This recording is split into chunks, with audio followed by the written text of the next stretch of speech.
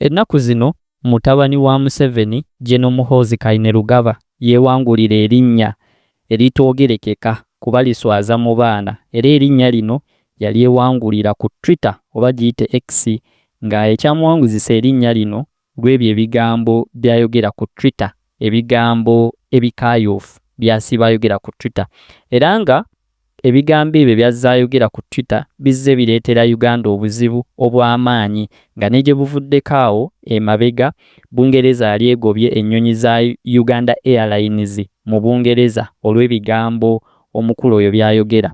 Wabula General Muhoozi Kainerugaba bukyanga ayogera bigambo, leero akubye ejjinja mu njuki, anti avuddeyo n'asaba Bobi Wine match ya boxing, era ye yagambye nti ekyokutta Bobi Wine mulimu mwangu nnyo era alirwedde okuba nga ttunka naye. Wabula Bobi Wine oluvudde mu lukuŋŋaana lw'abaddemu wali e Makerere Kavule, jjukira nti abaddeyo ne Women's Day celebration eya 2025.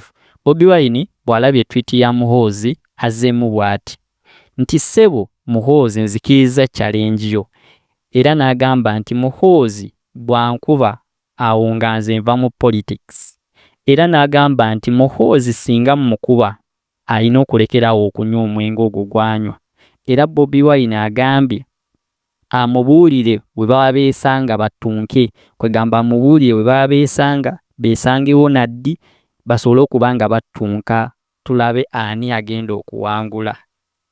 Kaakati nno Muhoozi olulaba reply ya Bobi Wine, munnaye ate Twitter tagivuddeeko, Twitter agivuddeko, era ng'enza okujja wano nga Twitter omukulu yagivuddeko dda, account nga teriiko. Okitegeera, tetumanyi oba atidde Bobi Wine oba atidde challenge, awo nange sibitegedde, naye ng'enza okutuuka wano ng'omukulu Twitter yagivuddeko dda.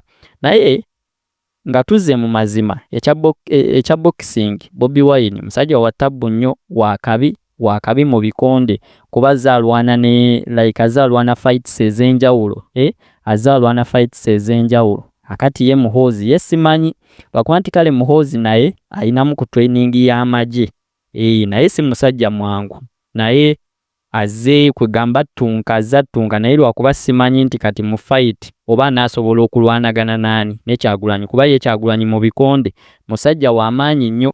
Naye sooka oteeke endowooza yo mu komenti, nsooke ndabe gwe ki ky'olowooza. Golowooza ani ayinza okuba munne, ani ayinza okuwangula munne, ani ayinza okuba ow'amaanyi ku munne. N'ekirala Bobi Wine ono azze alwana entalo nnyingi, oba otunuulidde history we nga tannafuuka president w'abantu, azze mulwanyi wa ntalo, azze mulwanyi wa ntalo nnyonyi ez'amaanyi, era nga omukulu ono abantu bazzaalwana n'entalo, abantu bazzaalwana n'entalo bakiguddeko, era bw'obanga omulumba ng'olumba omusajja ono olekamu ezinakuzza emabega, tomala geetantala ng'ogenda omulumba mu maka ge, kubanga oyinza okuvaayo nga tokyalina mannyo mu kamwa. Anyway, sijja kubanga nsukka wano, njagala obenga video eno gimpeera ekigalo, ogisharinge ate osubscribinge, nyongera okujjukiza nti oli ku kirooto kya Uganda.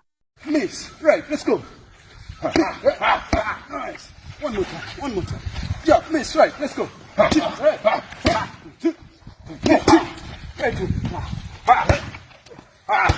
Jump.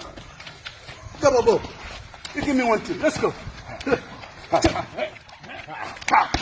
go. One more time. Hi guys, how are you doing? I'm here to remind you about the sickle cell run, which is going to happen this Sunday at Katikati. It's the sickle cell run 2019. We are trying to collect money to build a hospital in Chadora East. It is going to be a 24-hour hospital for all sickle cells, sicklers, the survivors, and those affected by sickle cells.